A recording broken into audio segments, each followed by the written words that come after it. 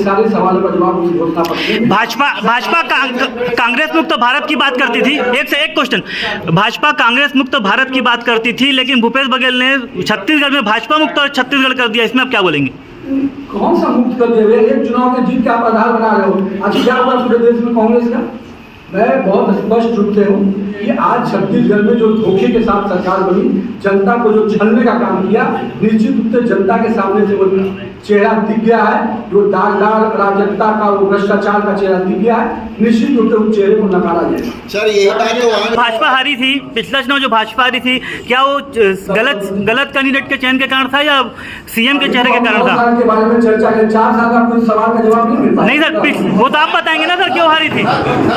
Sir राष्ट्रीय रामायण पाठ जो कराया गया है, क्या हिंदू का मुद्दा भाजपा से कांग्रेस छीन ली है? मैं तो पूछ रहा हूँ आपसे, इस कांग्रेस में राम के होने पर सवाल एफिडेविट। सर आखिरी क्वेश्चन आपसे, रायगढ़ में विधायक कौन होगा, किसको टिकट मिलेगा रायगढ़ में? ये आज तय होता है क्या? आप बच्चा है, राष्ट्रीय रामायण का बता दीजिए सर, राष्ट्रीय रामायण का मुद्दा, राष्ट्रीय रामायण। मैं आपको एक जवाब दे देता हूँ।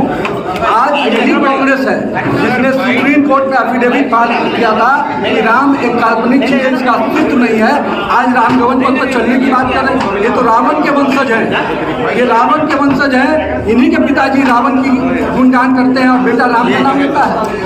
रावण इस समय रामायण महोत्सव चल रहा था, उसी समय एक एससी समाज की बच्ची का परिवार प्रेस कॉन्फ्रेंस कर रहा था, लव जिहाद, उससे उस मुद्दे पे सीएम से समय मांग लिया, समय तक देने को नहीं तैयार थे। वो क्या रामायण के भगवान राम? देश के महामंत्री योगी चौधरी, अभिषेक जी, धनबाद जी, हमारे वक्ता एवं यहाँ उपस्थित अपने सभी पत्रकार बंधुओं, प्रिंट मीडिया और इलेक्ट्रॉनिक मीडिया के छायाकार, थोड़ा विलम्ब हुआ है, इसके लिए आप सभी से क्षमा चाहता हूँ। माननीय प्रधानमंत्री जी के 9 साल के कार्यकाल के पूरे होने पे पूरे देश में 30 मई से 30 जून के बीच माननीय मोदी जी के इस कार्यकाल के लिए देश की जनता को आभार करने के लिए, देश की जनता का धन्यवाद करने के लिए कि आपके समर्थन और आशीर्वाद के कारण ही नरेंद्र मोदी जी और भारतीय जनता पार्टी लगातार 9 वर्षों तक इस देश की सेवा कर पाई। तो आपके माध्यम से भी हमारे मीडिया के बंधु यहाँ पर उपस्थित हैं, आपके माध्यम से भी इस देश का और इस राज्य की जनता का आभार व्यक्त करते हैं कि उन्होंने हमें जो समर्थन और हम पर विश्वास किया, उसके कारण ही हम देश की सेवा पिछले 9 वर्षों में कर पाए। आज की प्रेस वार्ता में जहाँ एक ओर आपके माध्यम से पिछले 9 वर्षों में जिस प्रकार से माननीय प्रधानमंत्री नरेंद्र मोदी जी ने काम किया है, उन्होंने शुरू में ही कहा था कि मेरी सरकार गरीबों के लिए समर्पित सरकार होगी, तो उस विषय को सामने रखकर काम किया। और पिछले 9 वर्षों में आप देख सकते हैं जहाँ एक और गरीब के माता बहनों का आंसू को पोंछने का काम किया उज्ज्वला गैस के माध्यम से, वही महिलाओं के सम्मान को बढ़ाने के लिए शौचालय योजना, जो इज्जत घर की योजना आई, तो देश में 13 करोड़ शौचालय बनकर तैयार हुए। तो कहीं न कहीं नरेंद्र मोदी जी ने इस देश की माता बहनों को सुरक्षा और सम्मान का प्रतीक बनाया। इस देश में हर गरीब के मन में ये सपना होता था कि मेरा भी आशियाना कब लगेगा। माननीय प्रधानमंत्री जी ने उस सपने को भी साकार किया और पिछले 9 वर्षों में हम कह सकते हैं कि आज प्रधानमंत्री आवास योजना के अंतर्गत देश में 3.5 करोड़ प्रधानमंत्री आवास योजना के मकान बने। आज जहाँ एक और इंफ्रास्ट्रक्चर की बात हम कर सकते हैं, तो पिछले 9 वर्षों में इंफ्रास्ट्रक्चर के क्षेत्र में, चाहे वो सड़क हो, एयरपोर्ट हो, पूरी तरह से भारत की प्रगति को आगे बढ़ाने का काम माननीय प्रधानमंत्री जी ने किया।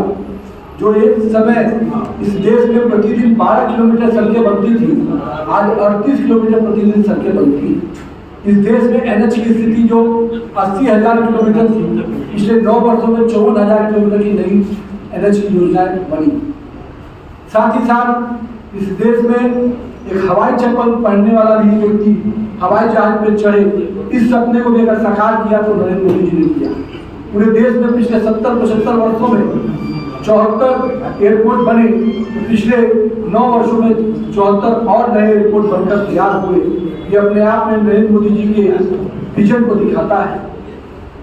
आज इस देश में बुलेट ट्रेन की कल्पना साकार होने जा रही है। वंदे भारत के माध्यम से अत्याधुनिक तरीके से नई ट्रेनों का उपलब्धि हुई। हमने जहाँ रेलवे के दोहरीकरण लाइन का किया, करीब 6000 किलोमीटर की रेलवे की लाइन के दोहरीकरण हुए। जहाँ एक और इस देश की आर्थिक स्थिति को भी मजबूत किया गया और जीएसटी जैसे कड़े फैसले भी लिए गए और आम जनता के लिए ये कैसे भरोसेमंद का साबित हुआ, ये भी हम लोगों ने देखा है। तो देश में जनता का समर्थन हमको मिला। जब इस देश में वन नेशन वन कार्ड की बात, राशन कार्ड की बात हम करते थे, तो लोग कहते थे कैसे संभव है। माननीय प्रधानमंत्री जी ने इसको भी करके दिखाया कि आज कोई भी व्यक्ति अगर अपना राशन कार्ड यहाँ बनाता है तो देश की किसी भी भाग में जाकर वो राशन निकाल सकता है। जहाँ एक और आपदा की घड़ी में आपने देखा पूरा देश थर गया था, पूरा विश्व इस महामारी से परेशान था। भारत की चिकित्सा व्यवस्था, इंफ्रास्ट्रक्चर व्यवस्था उतनी सुदृढ़ नहीं थी। उसके बावजूद भी जहाँ अंतर्राष्ट्रीय स्तर पर सबके ध्यान में था कि भारत में बहुत बड़ी महामारी होने वाली है बीमारी से, माननीय प्रधानमंत्री जी ने अपना कुशल नेतृत्व और देश को एक सूत्र में बांधते हुए जहाँ पूरे देश को इस बीमारी से लड़ने के लिए तैयार किया, वहीं दूसरी ओर हम कह सकते हैं कि पिछले दशकों में ये उदाहरण रहता था कि अगर कोई बीमारी महामारी फैलेगी तो 50 वर्ष लग जाते थे इस देश में वैक्सीन आने में। तो मोदी जी ने 6 महीने के अंदर इस देश को वैक्सीन भी अपने साइंटिस्टों के विश्वास पर लाया और 214 करोड़ वैक्सीन के डोज आज पूरे देश को सुरक्षा कवच के रूप में दिख रहे हैं। यहाँ गरीब के लिए उस दौरान अनाज की बहुत बड़ी किल्लत हो सकती है। हर गरीब सोच रहा है कि मैं कमाऊंगा, काम नहीं करूंगा तो खाऊंगा क्या। उस सब परेशानी को भी माननीय प्रधानमंत्री जी ने सोचा और अन्य योजना के माध्यम से इस देश के 80 करोड़ परिवारों को अन्य योजना से जोड़ा।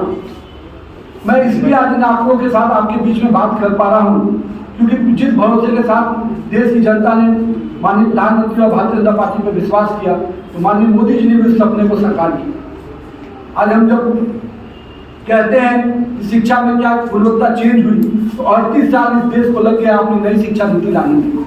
आज 38 वर्ष और नई शिक्षा नीति जहाँ एक और आई, वहीं पर हमने अपने पुराने हमारे कह सकते हैं जिन्होंने आज़ादी की लड़ाई को सही ढंग से लड़ा था, तो हमारे बीच के इतिहासकारों ने उसको गलत तरीके से परिभाषित किया। लक्ष्मीबाई की चर्चा एक पैराग्राफ में होती थी और अन्य की चर्चा लंबे लंबे लेख। जल, जमीन और जंगल का राज्य है जहाँ पर लोग पूरी तरह से इससे जुड़े हुए हैं। जंगल को काटने का भी पाप किया है कि सरकार ने किया है। जमीन में जिस प्रकार से बालू माफियागिरी चल रही है, रेत की माफियागिरी चल रही है, कोल में माफियागिरी चल रही है, तो निश्चित रूप से ये सारा पैसे की उगाही भूपेश की सरकार कर रही है। और भूपेश के बारे में कहा जाता है सीएम कलेक्शन, यानी चीफ मिनिस्टर डायरेक्ट कलेक्शन कर रहा है हर चीजों का पैसे का। यहाँ डीएमएसपी की भी नियुक्ति होती है तो उसका भी रेट तय होता है। तो ऐसी सरकार यहाँ पर चल रही है और एक तरफ दिल्ली में नरेंद्र मोदी की सरकार चल रही है। तो निश्चित रूप से हमने अपने पिछले 9 सालों के कार्य का लेखा जोखा देने के लिए पूरे देश में अभियान चलाया है। जहाँ एक और देश की जनता का हम आभार व्यक्त कर रहे हैं, वही पिछले 9 वर्षों के अपने कामों का लेखा जोखा दे रहे हैं। और साथ ही साथ यहाँ पर जो भ्रष्ट सरकार बैठी है उसके भी पोल खोल रहे हैं। गोठान के मामले को लेकर हमारे कार्यकर्ताओं ने, भाजपा ने जो कार्यक्रम चलाया, आज पूरी तरह से गोठान का पोल खुल चुका है। हमारे बिहार में लालू जी के बारे में चर्चा होती थी, चारा खाते हैं, लेकिन आपकी यहाँ की जो भूपेश की सरकार है वो तो जानवर का चारा तो खाया ही, उसका असियारा भी छीन लिया और उसके गोबर को भी मिट्टी बनाकर गरीब किसानों के बीच में धोखे देने का काम किया है।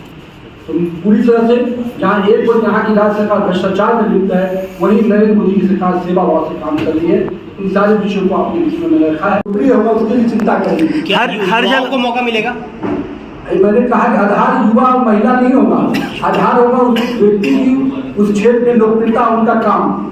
हर जगह भाजपा मोदी के चेहरे पे ही चुनाव लड़ती है। क्या आपकी पार्टी में क्षेत्रीय नेता लोगों की कमी है?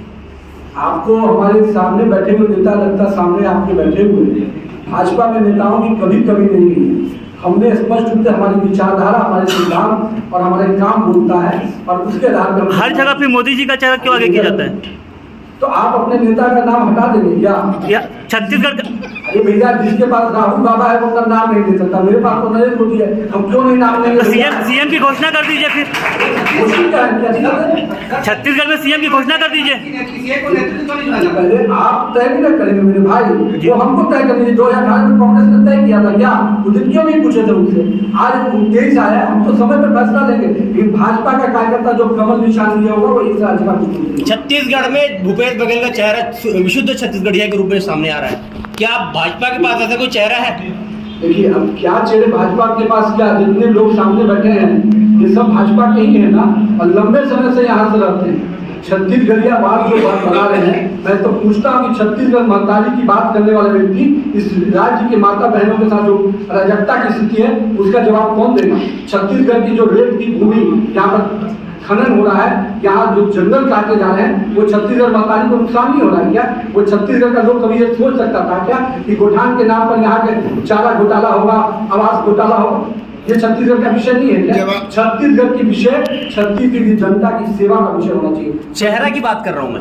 आप चेहरे डिसाइड नहीं करेंगे। पिछले विधानसभा चुनाव में कांग्रेस के पास कोई चेहरा ही नहीं था सीएम के लिए। आज हम लोग इस बार बीजेपी के पास कोई सीएम का चेहरा नजर नहीं आ रहा। क्या पीएम के भाव से चुनाव जीतेंगे? आपके ध्यान में है चेहरा नहीं है ना, हम अपने एजेंडे पे चुनाव लड़ेंगे। मैं तो पूछा कि बेरोजगारी भत्ता का पैसा क्या हुआ? आज हम सर सवाल का जवाब ये नहीं है। सवाल का जवाब ये नहीं है। बात सुनिए, चुनाव एजेंडे पे होता है, विकास के एजेंडे पे होता है, चेहरे पे खाली चुनाव नहीं होता है। आज मोदी जी का चेहरा जब हम बोलते हैं तो मोदी जी विकास के परिचायक हैं। मोदी जी केवल मोदी जी नहीं है, वो विकास के परिचायक, इसलिए उनके चेहरे की बात होती है। और जहां तक आप बात कर रहे हैं कि आप एजेंडा नहीं तय कर सकते, एजेंडा भाजपा तय करेगी। और बहुत स्पष्ट है, हम जिस एजेंडे पर 36 वादों के बाद कर सवाल उठाएंगे उस पर जनता को जवाब चाहिए ना। छत्तीसगढ़ के जो मुख्यमंत्री बने हुए हैं, जो उनको कुछ बताना चाहिए कि जो 36 वादे थे, क्या हुआ इस क्षेत्र राज्य में सड़क की स्थिति, क्या हुआ इस राज्य में स्वास्थ्य की स्थिति, क्या हुआ रेत की माफिया की क्यों हुई, शराब का जो गंगा जल से संकल्प लिया उसका क्या हुआ, युवाओं को भ्रष्टाचार की जो पूरा पैसा पीएससी घोटाले में दिखा उसका जवाब चाहिए। तो निश्चित रूप से हम विपक्ष में हैं, हम इन सवालों के साथ जनता के बीच में जाएंगे। और बहुत स्पष्ट है, कमल का निशान हमारे लिए पहचान है, हमारे काम, हमारी योजनाएं, हमारी विषय सारे सवालों का जवाब उस घोषणा पत्र में। भाजपा कांग्रेस मुक्त भारत की बात करती थी। एक से एक क्वेश्चन, भाजपा कांग्रेस मुक्त भारत की बात करती थी, लेकिन भूपेश बघेल ने छत्तीसगढ़ में भाजपा मुक्त और छत्तीसगढ़ कर दिया। इसमें आप क्या बोलेंगे? कौन सा मुक्त कर दिया? एक चुनाव में जीत के आप आधार बना रहे हो। आज क्या हुआ पूरे देश में कांग्रेस का? मैं बहुत स्पष्ट रूप से हूँ कि आज छत्तीसगढ़ में जो धोखे के साथ सरकार बनी, जनता को जो छलने का काम किया, निश्चित रूप से जनता के सामने से वो चेहरा दिख गया है। जो दागदार अराजकता का, वो भ्रष्टाचार का चेहरा दिख गया है। निश्चित रूप से उस चेहरे को नकारा जाएगा। सर यही बात तो महिला सुरक्षा की आप बात करते हैं, न तो कोई कार्रवाई हो रही है, न तो कोई जांच हो रही है, तो उस पर महिला सुरक्षा की बात जवाब क्या आप बताइए, आपका क्या जवाब था भैया? महिला पहलवान लोग बैठे हुए महिला सुरक्षा की जो बात की, तो 12 करोड़ शौचालय बने, तो उससे महिलाओं का सुरक्षा हुआ कि नहीं हुआ, ये आप सवाल अपने मन में रखिएगा। आपके जो सवाल है, उन लोगों ने जनवरी में जो स्टैंड रखा था, आप पूरे एक साल से उनके स्टैंड को, वैल्यूएशन को देखिए। जो उन्होंने स्टैंड रखा उससे वैल्यूएट करते हैं। सर कानूनी पहलू पे जाइए तो पोक्सो में हाल में जो दोबारा उन्होंने स्टैंड रखा हुआ था 2 महीने से, उस स्टैंड पर फिर से बातचीत हुई। आपने देखिए उसको जाके 3 महीने में 3 बार उन्होंने अपना स्टैंड रखा। इस कारण से उसके निर्णय पर हमेशा दिक्कत हुआ। अभी फिर से भारत सरकार ने उसकी पहल की है, अनुराग ठाकुर जी ने खुद उसकी पहल करके फिर से उनसे बातचीत की है। और जो भी विषय है, चूंकि उन्होंने अपने वैल्यूएशन ऑफ स्टैंड लिया था, इसलिए निर्णय लेने में सही। सर पिछला चुनाव जो भाजपा हारी थी, क्या वो गलत कैंडिडेट के चयन के कारण था या सीएम के चेहरे के कारण था? के बारे में चर्चा करें, 4 साल का कोई सवाल का जवाब नहीं मिल पाया। नहीं सर, वो तो आप बताएंगे ना सर क्यों हारी थी। सर राष्ट्रीय रामायण पाठ जो कराया गया है, क्या हिंदू का मुद्दा भाजपा से कांग्रेस छीन ली है? मैं तो पूछ रहा हूँ आपसे, इस कांग्रेस में राम के होने पर सवाल सर आखिरी क्वेश्चन आपसे से रायगढ़ में विधायक कौन होगा, किसको टिकट मिलेगा रायगढ़ में? ये आज तय होता है क्या आप बच्चा है? ये राष्ट्रीय रामायण का बता दीजिए सर, राष्ट्रीय रामायण का मुद्दा, राष्ट्रीय रामायण। मैं आपको एक जवाब दे देता हूँ। आज यही कांग्रेस है जिसने सुप्रीम कोर्ट में एफिडेविट फाइल किया था कि राम एक काल्पनिक चीज है, इसका अस्तित्व नहीं है। आज राम भवन पथ पर चलने की बात कर रहे हैं। ये तो रावण के वंशज है, ये रावण के वंशज है। इन्हीं के पिताजी रावण की गुणगान करते हैं और बेटा राम का नाम लेता है। रावण इस समय रामायण महोत्सव चल रहा था, उसी समय एक एससी समाज की लेना है कि नहीं बे? का परिवार प्रेस कॉन्फ्रेंस कर रहा था लव जिहाद